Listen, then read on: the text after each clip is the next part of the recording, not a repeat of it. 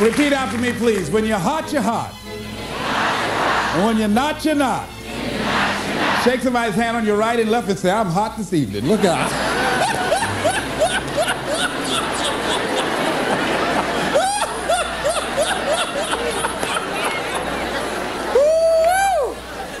Let me tell you something. Y'all out there fanning like y'all about to get happy or something. Look at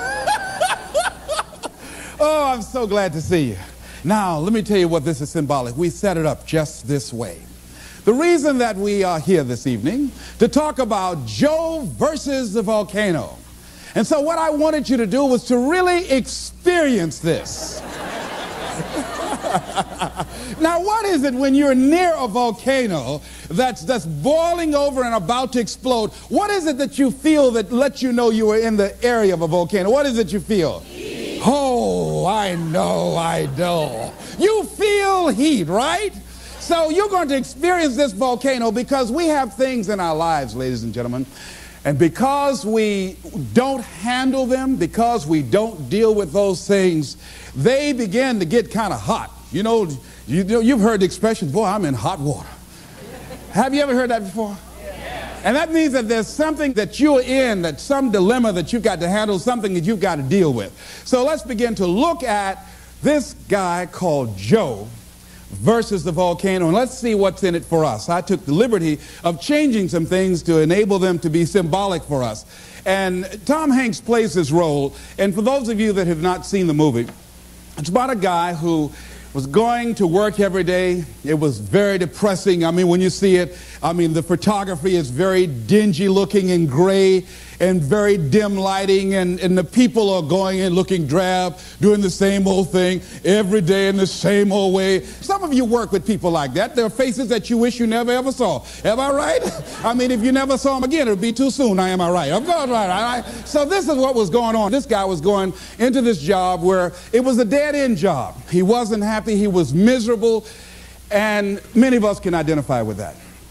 He knew that he was capable of doing more, but he had really given up on himself. He had really sold himself out.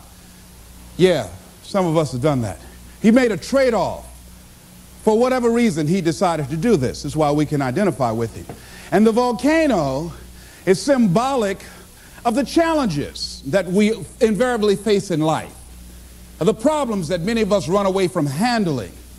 And he had to handle this. And how did he come in contact with this volcano? Well, what happened was he was going to this doctor constantly. He was a hypochondriac because he wasn't living his purpose. His dream had not found his life work. He would create illnesses for himself. And so what happened in the process, this doctor decided, he set him up really. See, when you're not living your goal, you go through life living like a victim. People can set you up for anything. They can run any kind of game on you and you go for it. I had a saying when I was in radio, stand up for what you believe in because you can fall for anything. Well, Joe didn't believe in very much, including himself and his dreams, see? So he was very vulnerable. And so Joe was set up by this doctor. This doctor told him that he had a rare disease and he had 6 months to live. This disease was called a brain cloud. Oh, Cadumbo Joe went for it. He believed it. But you know something? It changed his life. It changed his life. And so he was told, look here, you don't have long to live anyhow. The guy said, why don't you do this? I'm going to give you all my credit cards, and this way you can live like a king, and there's something I want you to do. There was a catch. There's a volcano on an island that's about to erupt. And unless somebody jumps in that volcano, sacrifice their life, these people on this island will perish. Well, your life isn't worth much if you don't have that long anyhow. So why don't you take my credit cards, all my American Express, MasterCharge, take all of them, go live like a king and die like a man. And Joe said, okay. What did he have to lose? He was going to die anyhow. And his life didn't have any meaning and value to him as it was. So this was no big sacrifice on Joe's behalf. Now that says something about us, people, human beings. That when you have not structured your life so that it can have some meaning and value for you, that you'll be willing to throw your life away into anything. See, the volcano could be alcohol. It could be drugs. It could be a job that does not meet who you are. That you go through life, you're doing it so long, you're operating in this and you're acting out that role of mediocrity for so long, you think it's you. It could be a relationship that's no longer giving you what you want and creating dis-ease in your body. It could be any kind of circumstance, like in his work environment. It was toxic. It wasn't good for him. But he didn't have the guts to do anything about it, to act on it.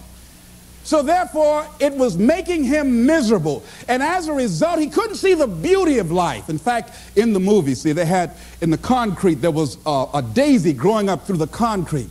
But people were so caught up in the depression and the gloominess of life, they couldn't even see the daisy when somebody just stepped on it one day. They couldn't see the beauty in life. See, that's what can happen to you in life, that you can get so caught up in the misery of it and the pain and the sickness and the depression and playing a victim and blaming everybody and everything rather than taking responsibility. It will blind you from seeing the stuff out there that's really beautiful. That's what Henry David Thoreau meant when he said that most people go through life in quiet desperation. They're miserable. I have friends been married for years, live in 2 different rooms. Why would you live like that? I mean, miserable. Don't even talk to each other. Grumble. I think that was supposed to mean good morning. Miserable. Just making each other miserable. Why live like that? People go to work like that. I said, why even show? I used to work with a guy like that. You couldn't say good morning to him before 9 o'clock. He'll look around and say, does he know me? Anybody know me? No, you don't talk to me before 9 o'clock. I don't play that, all right? I mean, there are people like, how many ever work with people that are just grumps? Raise your hand. Just miserable. Why show up? Come in complaining every day. The best day on the job is when they're absent. Am I right? So this is where Joe was.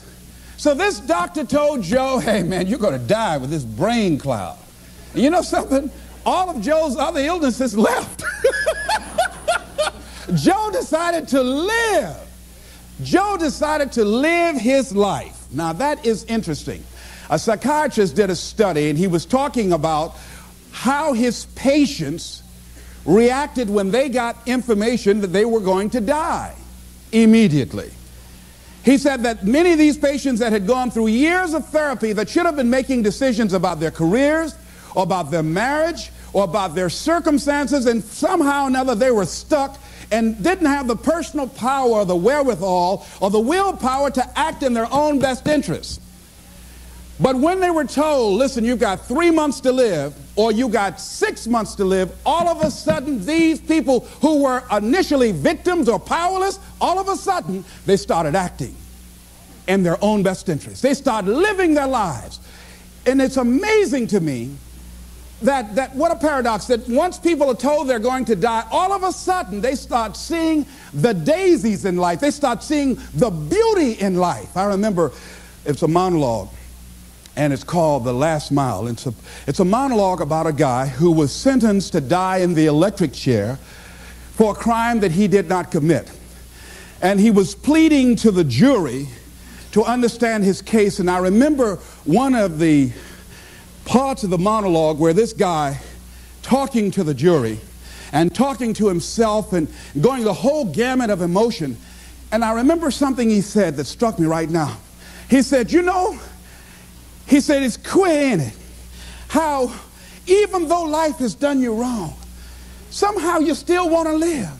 He said, you'll never again find me complaining about life has given me a short deal. No, I just want to live. I'll take the park benches, the crumbs, anything. I just want to live. But they're not going to let me, are they? All of a sudden, this guy who before, from Sloats Corner, Indiana, never really cared about life, all of a sudden, now that he knew that his life was going to be taken away for a crime that he did not commit, he wanted to live. It's a very passionate, powerful monologue. I used to read that quite often and study that. So what is it that we can begin to do? Do we have to get a pronouncement that we only have 6 months to live in order to decide to live?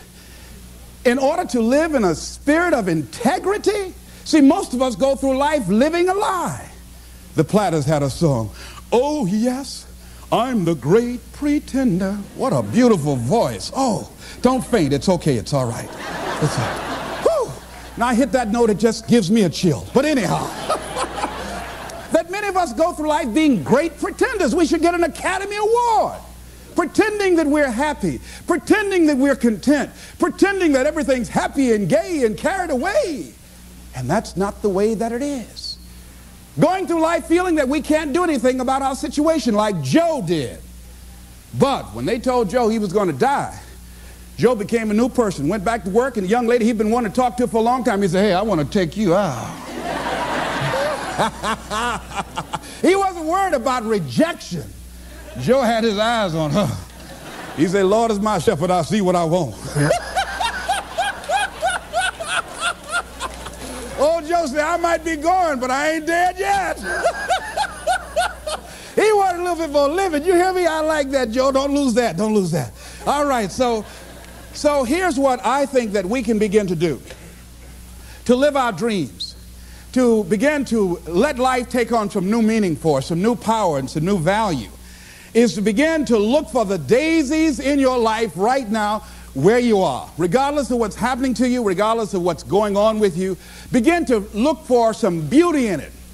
Begin to look for some lessons that you can learn from where you are and what you're going through. See, the volcano. See, when Joe jumped into the volcano, and he eventually did that with a young lady that fell in love with him, they were thrown out of the volcano and they survived.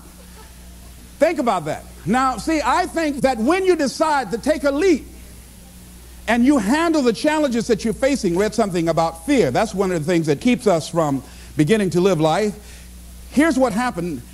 This guy, John Rogers, wrote that. He said, when people take the courage to journey into the center of their fear, they find nothing. It is only many layers of fear being afraid of itself. And Eleanor Roosevelt said, you gain strength, courage, and confidence by every experience in which you really stop to look fear in the face. You're able to say to yourself, I've lived through this horror. I can take the next thing that comes along. You must do the thing you cannot do. See, that's what the volcano is. It is the thing that we cannot do. And because it is that, we must do that. Once fear is acted upon, the death of fear is certain. So what volcano you have in your life? Let me ask you some questions here. If you had 6 months to live, what would you do differently with your life? What would you do differently? Would you have the same job?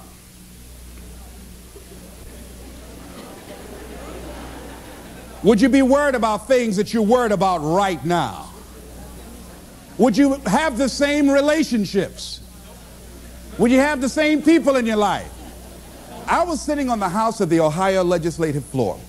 I'd just been elected for the 3rd time as the chairman of the Human Resource Committee, powerful, prestigious position, and I was reading a book on how to manage your time in your life, and it talked about what are your long-range goals 2 to 3 years from now, what are your short-range goals, 6 months goals, and then it said, if you had 3 months to live, what would you spend your time doing? So I wrote down I would spend my time, one thing, I would resign from the legislature, I would go back to Miami, and I would buy my mother a home, something I'd promised myself that I was going to do, and I had continued to procrastinate and put all kind of reasons why I couldn't do it. And, you know, I wanted to make sure that she was financially secure, my children would be financially secure. And I would do lectures, and I would go around talking to people and working with kids. That's what I said I would do. Then it turned to the next page, and it said, for all you know, you don't have 3 months to live. You might die today. So whatever you wrote on the last page, you want to spend as much of your time doing that today. So I looked at Mr. Vern Rife, the Speaker of the Ohio Legislature, and I said to the guy on my right, State Representative Mike Stenziano out of the Ohio State District, I said, Stenzi, 25 years from now, who would care what legislation we passed? He said, nobody would care 1 year from now. Now, here's what was happening with me. I came to the Ohio legislature with great expectations. There are things I wanted to do. I wanted to make a change in society. I wanted to make an impact. But I was just disillusioned after being there for a while. I introduced some legislation that I'd worked months to get this legislation passed, got it out of subcommittee, voted to the major committee, and then went from there to the reference committee, and then they introduced it on the Ohio legislative floor. And this legislation was designed to provide protection for senior citizens and poor people who bought money orders. People buy money orders thinking that it's cash. But what they did not know, that there's no bond or insurance security in the event that the money order company files bankruptcy. And so this company filed bankruptcy and just left a lot of people just holding worthless paper. So I wanted to introduce some legislation so that senior citizens would not be victims of this anymore. After months of hard work, after introducing the bill and having the votes lined up, guy raised his hand. Mr. Speaker, Mr. Wright said yes. He said, I'd like to introduce the amendment for Mr. Brown's bill. He said, we will hear the amendment. He said, I'd like to amend it and change the word shall to may. I said, excuse me, Mr. Speaker, may I speak, please? Yes. I said, ladies and gentlemen of the Ohio legislature, this legislation is not something we wanted to make it optional to provide protection for Ohioans and senior citizens. We want to make it mandatory.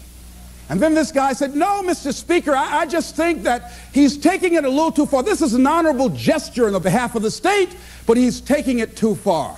Let's make it optional and leave it up to the goodwill of these money order companies to provide for the protection. Let's have the vote. And they had the votes, and I lost. And I said, oh, wait, this is not why I came here. And then all of a sudden, this job that at one point had meaning to me and value, it no longer had that for me. And all of us have had some experiences where you went to a job and you were excited about that job. Boy, it had so much promise, and then you got there, so much you wanted to do. You thought it was an opportunity for upward mobility and growth and development and expansion. And all of a sudden, after you got there, you found out it was nothing but a glorified cubby hole. Old grave with no dirt on it. So it became very depressing going to work. And so that's what happened to this guy, Joe. And a lot of us have done that before. I used to get my headache start throbbing on Sunday afternoon after the Sunday afternoon football game, a basketball game. I just hated to go to work. Some days I just drive by just for nothing, just drive on by. I came back, though. I came back. Because I had bills. I came back, you know. Many of us stay in relationships like that. I had a friend talking to. She said she was so miserable in her marriage that one day she went home. I said, when did you get your divorce, Norma? She said, she said, I went home, put the key in the door, and she said, I couldn't go in. She said, I was so depressed, had so much pain in my body. She said, I couldn't just walk in. She said, I dropped to my knees. She said, I had to crawl in. I had to crawl in the house because I just couldn't. She said, I knew then I had to get a divorce. So that what happened to Joe. And Joe decided to act on that. So what can we do? Well, here's what we can do. Wherever you are, decide that you're going to focus your time. I lost my job in broadcasting, and it was a major blow to me because broadcasting was all that I had. That's all that I knew. I'd been doing that for like 15 or 20 years, and that was my specialty. But because I was so controversial and couldn't keep my mouth closed, I lost my job. You know, and so it was a depressing time for me, and I could not find a job immediately. No one would hire me locally, and because I was good, and I would send off my audition tapes to other radio stations, program directors would hear it, and they wouldn't bring me in. I was a seasoned veteran.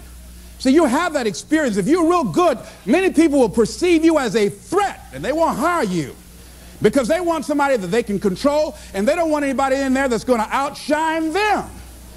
See, sometimes being good can be a liability to you. Am I right?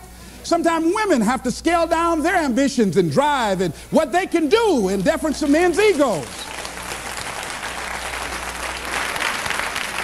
So what I did was, in the meantime, in the between time, I started focusing on my flowers. I got into flowers. See, they say when I was a kid that an idle mind is the devil's workshop. You know, that's true. See, if you don't have anything on your mind, you know your mind can play all kinds of tricks on you, you know. See, when I wasn't busy, sometimes I wanted to call Bert Childs. I said, Bert, can I get my job back? My mind was saying, well, if all you had to do just keep your mouth shut, now you unemployed. Running your mouth, walk, walk, walk, walk, walk, walk, walk, walk.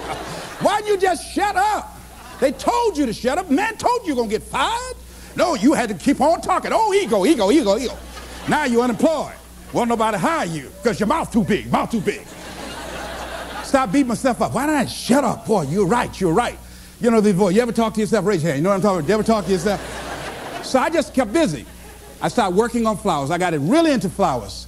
I knew my flowers had names for my flowers. Grow real good. I'd talk to them. Hello, how are you today? Oh, you're beautiful. I want you to rise. People would bring their flowers over to me that were dying and wilting. I would speak to them and say, rise, those flowers, straighten up like that. That was phenomenal, all right? Then the other thing is I did a lot of volunteer work. I'd go to the hospital and I'd read the Bible to people. And I would go to friends whose parents perhaps were ill or facing a challenge, and I'd talk to them. I became involved in all kind of community volunteerism. So I'm saying that if you're going through a challenge, not that you've been laid off, but the universe has given you an opportunity to find your real true making on the planet, then use that time wisely. Volunteer, give yourself away. My high school teacher, Charles L. Williams, said something I love. He said, love and happiness are like perfumes. You can't sprinkle it on others without getting a few drops on yourself. Isn't that beautiful? See, what you give is what? What you get. All right, repeat after me, please. I'm going to give my life away. Because what you give is what you get. Shake somebody's hand on your right and left and say, share some happiness.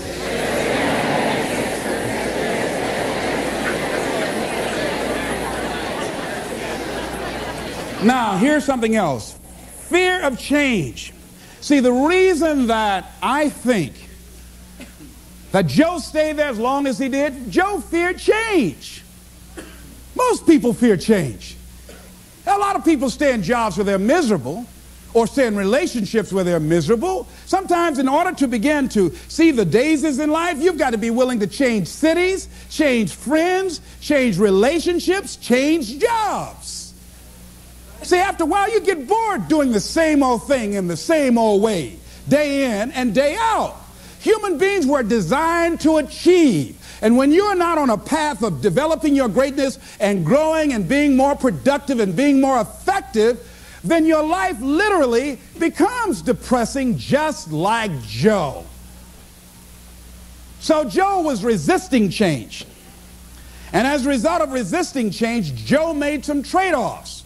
See, this psychiatrist talked about the fact that these people who had been on his couch for months and years, not being able to make decisions about things, but when they found out that they were dying, they got up and started making all kinds of decisions. They decided no longer to sell out. And you know what happened to me when I lost my job? You know what I think it was, what life said to me more or less? Les Brown, you know you can do more than what you're now doing. Les Brown, you have sold out. Les Brown, go home. Go in your drawer, pull out your check stubs, and see how much you've sold your soul for. See, one of the things that got me about the movie is what Joe said to his boss after the doctor told him he was going to die. He went back to work and he confronted him. He said, because I was afraid, too afraid to live my life, I sold it to you for $300 a week. I sold my soul for $300 a week.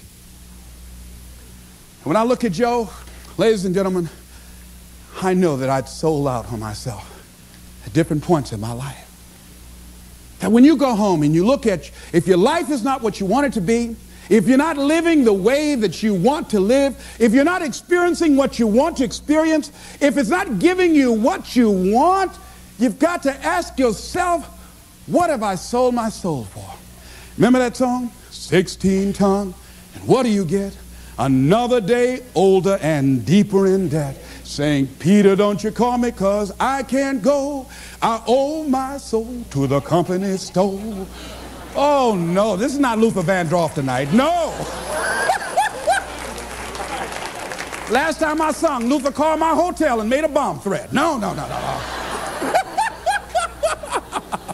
That song is depressing, ladies and gentlemen, that many of us have sold our souls for a home in the suburbs or a brand new car or 3 meals a day and a roof over our heads, or because we want to be popular with our friends. See, when you decide to make a change, it's challenging. That there's going to be some resistance. Everybody is not going to agree with that. There's a price to pay. Am I right? See, when I had to think about getting a divorce, it was time for me to grow.